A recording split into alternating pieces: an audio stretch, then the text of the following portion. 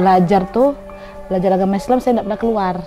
Jadi saya dibawa ke keluarganya dia, saya lihat bagaimana cara ke orang tua salim tangan di tempat saya, di rumah saya tidak ada gitu kan. Nah itulah resikonya nikah beda agama. Jadi keluarga tuh nggak ada yang istilahnya datang gitu kan, Mbak kan.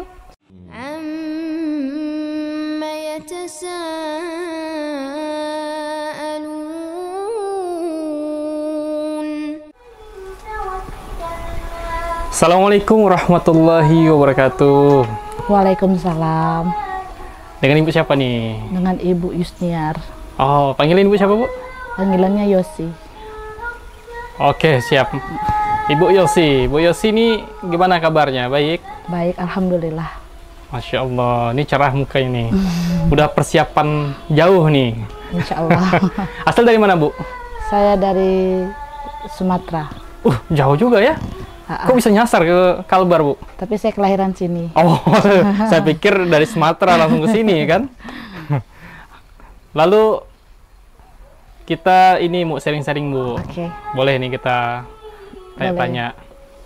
Ibu tinggalnya di mana sekarang, Bu? Saya tinggalnya di Jalan Chandra Midi. Chandra Midi. Podomoro, Gang Wadale. Oh.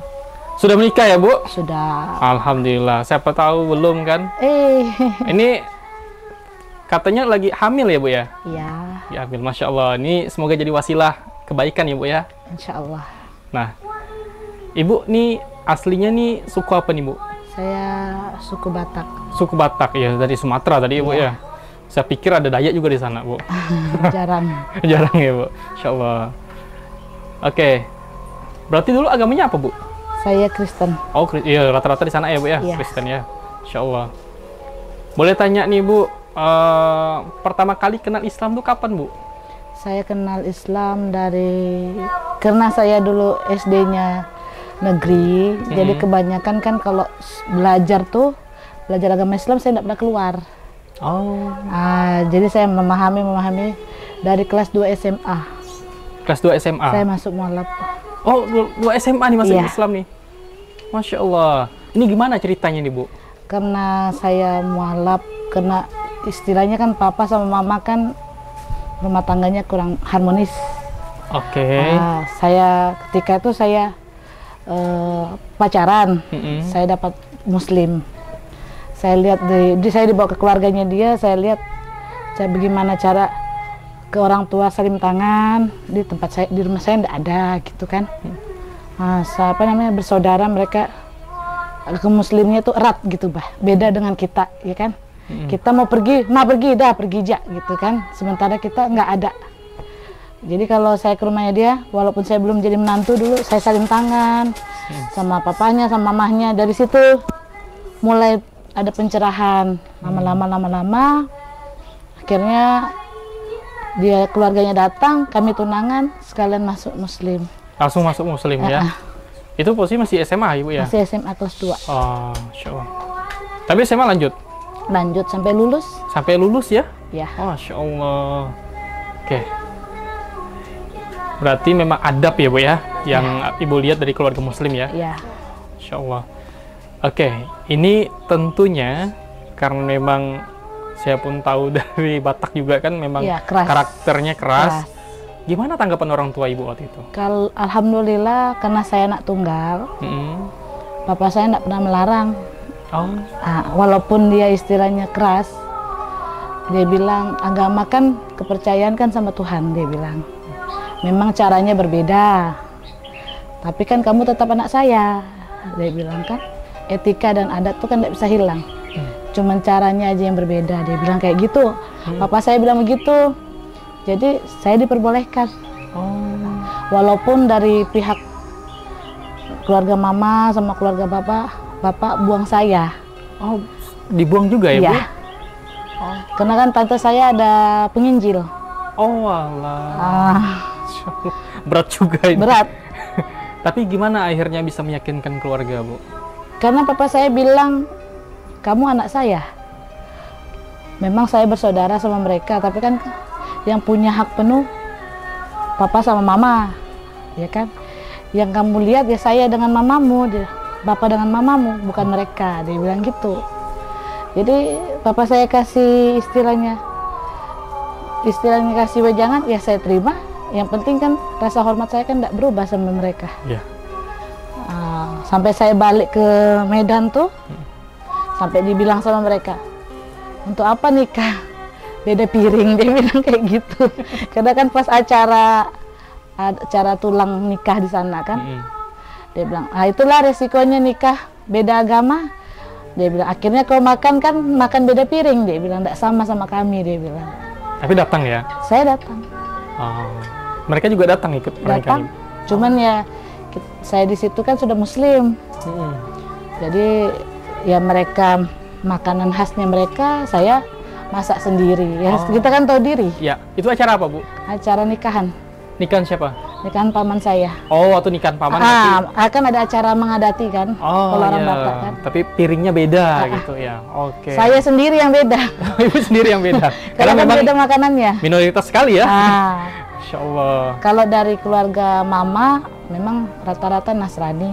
Nasrani ya. Kalau dari papa banyak yang Muslim, karena kan mereka kan ada yang nikah sama orang Padang, ada yang nikah sama orang Jambi. Jadi sudah berbaur. Berarti itu yang membuat pemikiran Bapak itu terbuka? Ya. Walaupun Bapak saya istilahnya keras, macam preman, tapi Alhamdulillah sama saya kekerasannya itu enggak ada gitu, Pak. Kasih sayangnya ada. Jadi kamu yang mau melangkah, kamu yang mau berumah tangga, itu kan antara kau dan Tuhanmu. Untuk apa kamu membodohi dirimu sendiri? Sedangkan pendeta saya aja bilang, boleh nikah.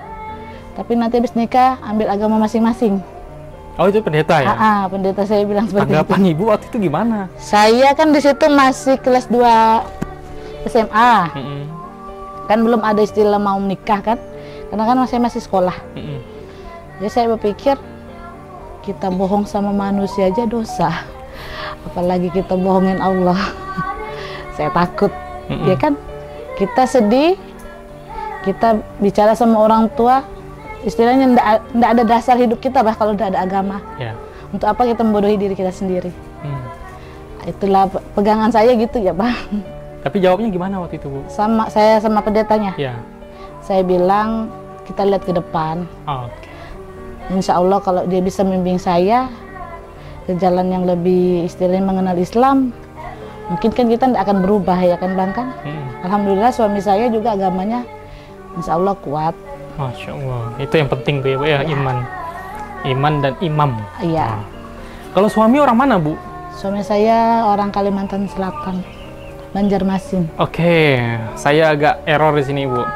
Soalnya kan Sumatera ke Banjarmasin. Banjarmasin. Kok bisa ke Kalbar? Saya dulu di Kalbar. Mama bangkrut, jadi pindah ke Kalsel. Oh, pindah ke Kalsel. Saya SMA-nya di sana. Oh, tapi kapan tiba-tiba ke Kalbar ya? Saya ke Kalbar dari sudah 8 tahun yang lalu. 8 tahun yang lalu? Saya sudah berumah tangga. Sudah berumah tangga? Gitu. Berarti sama suami ya? Iya. Oh, memutuskan untuk kesini lagi. Berarti kalau Ibu ibaratkan masih bisa balik kampung lah hitungannya ya? Balik ke kampung mana ya? Ke Medan? Ke Kalbar ini belum pernah, atau memang pertama kali nikah, maksudnya saat nikah baru pindah ke Kalbar, atau memang sebelumnya pernah ke Kalbar? Saya lahir di sini. Lahir di sini. Nah, itulah saya pikir mungkin balik kampung ya. Kampung halaman kan lahir ya? Iya, tanah kelahiran kita. Tanah kelahiran. Oke, sekarang anaknya berapa, Bu? Anak saya 4. Ini yang dalam perut? Yang sama yang dalam perutnya 4. 4 dah ya. Insya Allah. Bagaimana sekarang sudah masuk Islam perasaannya? Saya masuk Islam tahun 2002. 2002? Ya. Nah, itu pertama kali kenal Islam sampai akhirnya masuk Islam itu apa perasaan Ibu? Saya kenal Islam karena masih remaja dulu kan, belum paham. Ya. Belum paham. Setelah menikah paham sedikit-sedikit. Lagian di Kalsel kan ajaran agama Islamnya kan agak kuat. Ya. Jadi dari keluarga suami kan rata-rata Muslim semua. Jadi kita dilajarin. Yang saya downnya itu di saat papa saya meninggal. Jadi keluarga itu nggak ada yang istilahnya datang gitu kan, Bang, kan saya sendirian. Saya kan nggak punya saudara, hanya mama aja saya punya. Jadi mereka istilahnya dibuang ya dibuang gitu kan. Kalau kita nelpon apa gitu, istilahnya kan kita ini kan anak, apalagi kan kalau orang Batak itu ikatan antara tulang sama keponakan kan kuat. Didatangin dikasih support atau apa, sabar ya, kamu kan sendirian, sabar rawat mama gitu kan. Memang sih kita udah berumah tangga, istilahnya pikiran kita bukan anak-anak lagi gitu kan. Palingnya dikasih dukungan, Bah. Agama itu kan bukan landasan untuk istilahnya kita baru kita bisa bersaudara sama orang lain pun kita bisa bersaudara. Kenapa harus didasari dengan agama, ya kan? Apa bedanya agama Nasrani sama Muslim? Nggak ada. Kalau namanya memang saudara, ada ikatan darah, kenapa nggak dirangkul? Maksud saya begitu. Tapi mereka nggak ada. Padahal istilahnya mereka tuh berpendidikan, ya kan? Sekolah, lebih tua daripada saya. Saya ini kan anak, rangkullah saya. Jangan dibuang gitu, Pak, kan?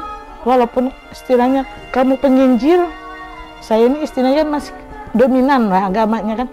Misalnya masih bisa ke kanan, ke kiri. Kalau kamu ndak bantu saya, ndak kasih saya dukungan, saya ndak akan kuat. Tapi saya berpikir lagi, itulah hidup. Biarkanlah saya sama mak saya, sama suami saya, sama anak-anak saya merangkul sendiri. Tanpa mereka pun saya bisa. Nah, saya berprinsip begitu, Bang. Walaupun saya dulu tuh istilahnya bantu suami saya cari duit, yang penting saya tidak minta-minta. Saya gitu, Bang. Sampai nangis. Iya, emang kalau udah bahas keluarga itu sedih. Karena memang ada ikatan emosional yang kita tuh tidak bisa jelaskan juga. Nah, berarti memang sosok nggak jauh. Mereka di Sambas. Oh, di Sambas. Oh. Sambas sama di Ngabang. Berarti memang udah kumpul sini semua sebenarnya. Sudah. Ya keluarga. Memang keluarga banyak di sini. Keluarga besar lah ya di sini ya. Oh, Masya Allah. Tapi gimana sekarang hubungan ibu dengan keluarga? Saya lost contact. Lost contact.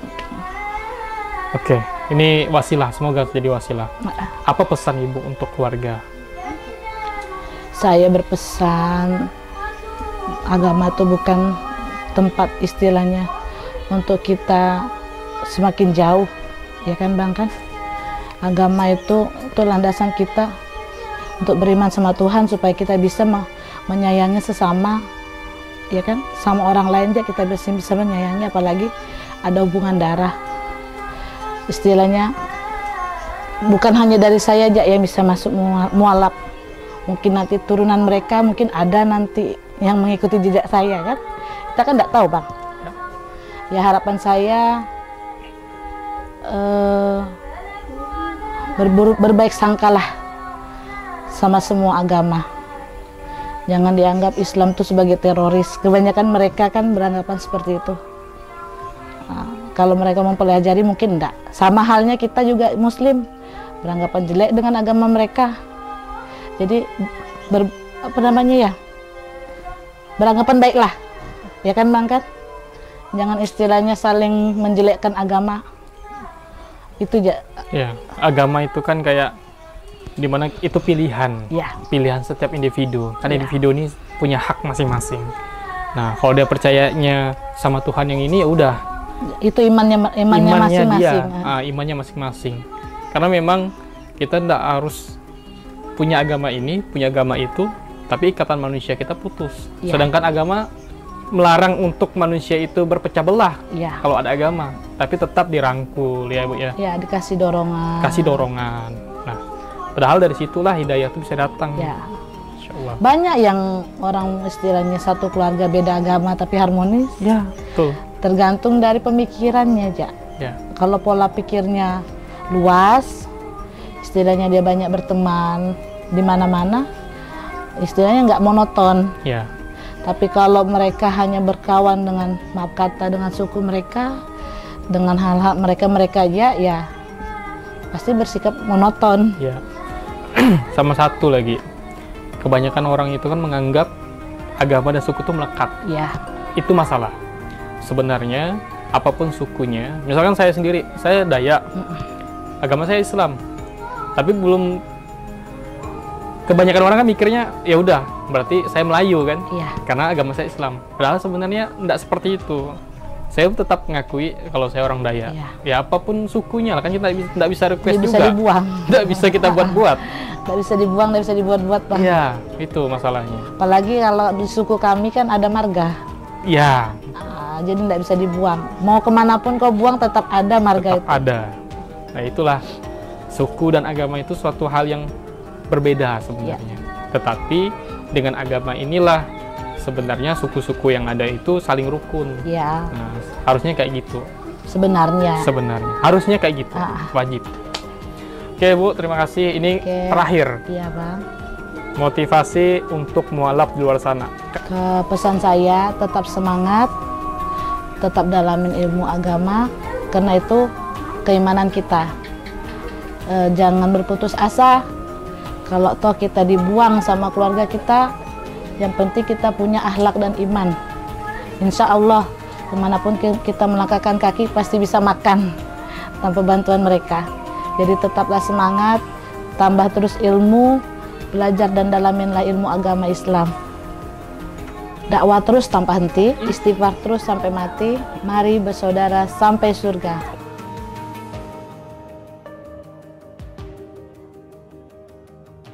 Assalamualaikum warahmatullahi wabarakatuh.